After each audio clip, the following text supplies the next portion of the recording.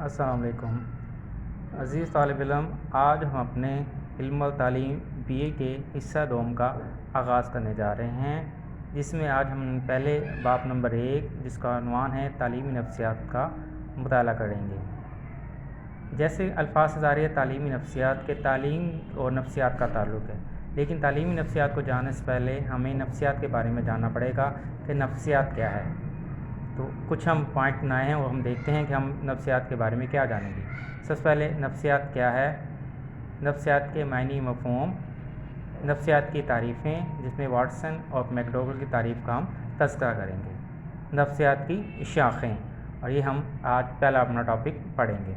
آئے سب سے پہلے دیکھتے ہیں کہ نفسیات کیا ہے۔ ٹھیک ہے، نفسیات کا آغاز حضرت آدم علیہ السلام سے یا جب سے انسان اس دنیا میں آیا ہے نفسیات کا آغاز ہو چکا ہے۔ نفسیات ہے کیا؟ نفسیات کا تعلق انسان کے ذہن سے ہے کہ انسان کے جو اس کے تعلقات ہیں، اس کے خوشی غمی کا اظہار ہے، اس کے ذہن کا استعمال ہے، ذہنی مسائل کو حل کرنا ہے، کس چیز کو سیکھنا ہے، آموزش ہے، لرننگ ہے، یہ تمام نفسیات سے تعلق رکھتی ہے۔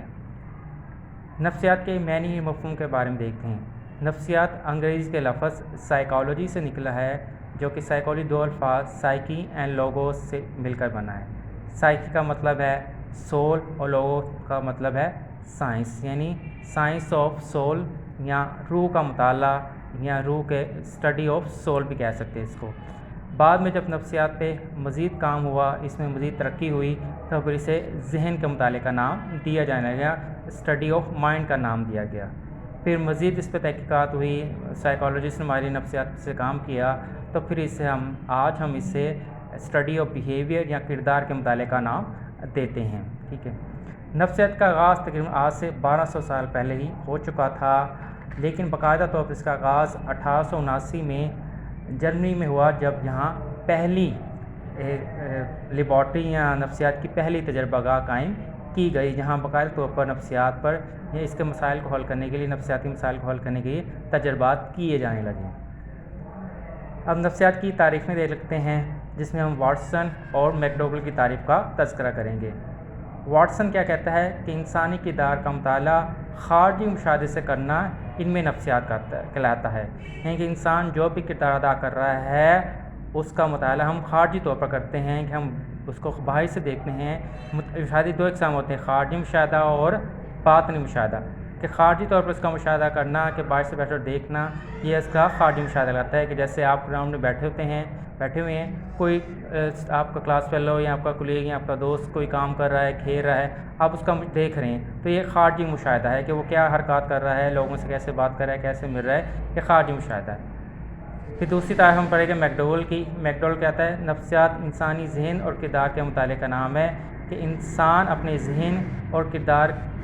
کیا کردار ادا کرتا ہے، اپنے ذہن کا استعمال کیسے کرتا ہے، یہ اس کا نفسیات کا تعلق ہے۔ اس کے ذہن اور کردار سے مطالعہ ہم کرتے ہیں، اس کو جاننے کی کوشش کرتے ہیں انسان جو بھی کام کر رہا ہے وہ کس طرح کر رہا ہے، اس کا ذہن کیا کردار ادا کر رہا ہے، اس ذہن کے جو اس کے ہر محرکات ہیں، اس ذہن میں جو چیزیں اس سے پیدا ہو رہی ہیں ان کو کرداری طور پر کیسے ادا کرتا ہے، یہ اس کی نفسیات ہے۔ اب ہم کچھ نفسیات کی شاخیں دیکھ لیتے ہیں،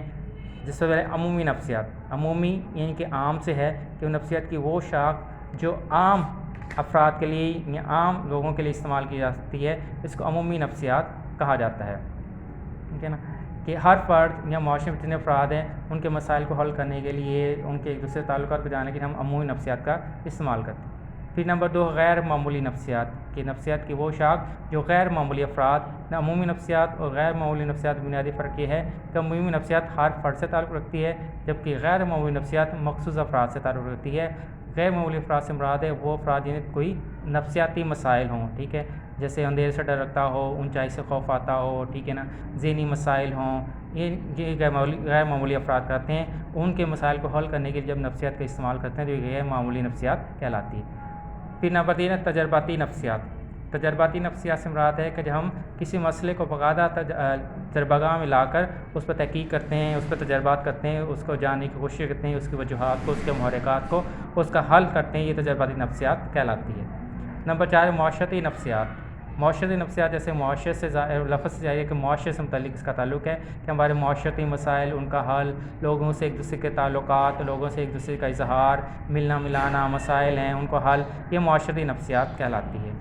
نمبر 5 ہے صنعتی نفسیات، کہ صنعتی مسائل یا فیکٹریوں کارخانوں میں جو مسائل ہیں ان کو حل کرنے کے لیے ہم جب نفسیات یا نفسیاتی اصولوں کا استعمال کرتے ہیں، یہ صنعتی نفسیات کہلاتی ہے کہ کارکنوں کا آپس کا تعلق، کارکن کا فیکٹری مالکان سے تعلق، یا ہم کم لاگت سے زیادہ سے زیادہ پیداوار کیسے حاصل کر سکتے ہیں، یہ تمام صنعتی نفسیات کہلاتی ہے۔ نمبر 8 ہے بچوں کی نفسیات، کہ جیسے نام سے ظاہر ہے کہ بچوں سے متعلق ہے، بچوں کے مسائل، ان کے ذہنی کردار کا مطالعہ کرنا، ان کے مسائل کو حل کرنا، یہ بچوں کی نفسیات کہلاتی ہے۔ نمبر 7 ہے نموی نفسیات، نموی یعنی کہ نمو سے نشو نما سے مراد ہے کہ انسان کے بڑھوتری اور جن مختلف مدارج سے وہ گزرتا ہے ان مدارج کا مطالعہ کرنا، کہ ہر درجے پر اس کی سیکھنے کی سائز، اس کی آموزش، اس کے حافظہ، اس کا ادراک، اس کے ذہنی اعمال میں جو تبدیلی آتی ہے ان کو جاننا، یہ نموی نفسیات کرتی ہے۔ مختلف مدارج کون سے، اس میں جیسے بچپن ہے، لڑکپن ہے، جوانی ہے، بڑھاپا، یہ اس کے مختلف مدارج ہیں، ان ہر درجے میں کچھ خاص خصوصیات ہوتی ہیں، ان کا جان ہم نموی نفسیات کے ذریعے ان کو جاننے کی کوشش کرتے ہیں۔ پھر نمبر 8 ہے نفسیات جرم و قانون، کہ اس کا تعلق ہے کچھ جرائم پیشہ افراد سے، ان کو جو مسائل پیش آتے ہیں، چوری چکاری ہے، قتل و غارت ہیں، یا جو جرائم پیشہ افراد ہیں ان کو جو مسائل ہوتے ہیں جن کی وجہ سے وہ جرم کرنے پر مجبور ہوتے ہیں، ان مسائل کو حل کرنے کے لیے تاکہ وہ سیدھے راستے پر آ سکیں، ہم نفسیات جرم و قانون کا استعمال کرتے ہیں۔ نمبر 9 ہے ماحولیاتی نفسیات، جیسے لفظ ظاہر ماحول سے متعلق ہے کہ انسان اور ماحول کا تعلق کیا ہے، ان تعلق کی بنیاد پر انسان ماحول سے کیسے فائدہ اٹھا سکتا ہے، یا ماحولیاتی مسائل کو کیسے حل کرتا ہے، یا انسان کے ماحول پر اثرات کیا رہے ہیں، یا ماحول انسان پر کیا اثرات ڈال کرتا ہے، اس کا تعلق ماحولیاتی نفسیات سے ہوتا ہے۔ اور پھر نمبر 10 ہے تعلیمی نفسیات، جیسے لفظ ظاہر تعلیمی نفسیات کے نفسیات کے اصولوں کا تعلیمی عمل میں استعمال کرنا تعلیمی نفسیات کہلاتا ہے، کہ ہم تعلیمی عمل کو بہتر کیسے کر سکتے ہیں، سیکھنے کے عمل کو، آموزش کے عمل کو، یادداشت کو، ٹھیک ہے، تو ہم اپنے زیادہ سے زیادہ بہتر کہہ سکتے ہیں، ہم لرننگ کو بہتر کہہ سکتے ہیں، یہ تعلیمی نفسیات ہے، کہ نفسیات جتنی بھی اصول ہوتے ہیں ہم تمام کو ہم تعلیمی نفسیات میں استعمال کرتے ہیں اپنی تعلیمی عمل کو بہتر بنانے کے لیے، اس سے اچھے نتائج حاصل کرنے کے لیے، طلباء کے مسائل کو حل کرنے کے لیے، اساتذہ کے مسائل ہیں یا آپ کے تعلیمی ادارے کے مسائل ہیں ان کو حل کرنے کے لیے، تاکہ تعلیمی عمل میں رکاوٹ نہ آ سکے، تو ہم تعلیمی نفسیات کا مطالعہ کرتے ہیں۔ تو آج ہم نے پہلا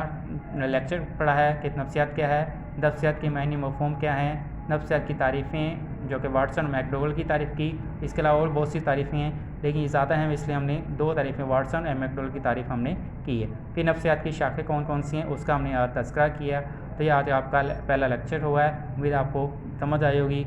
تو کوئی مسئلہ ہو تو آپ سوال کر سکتے ہیں۔ السلام علیکم۔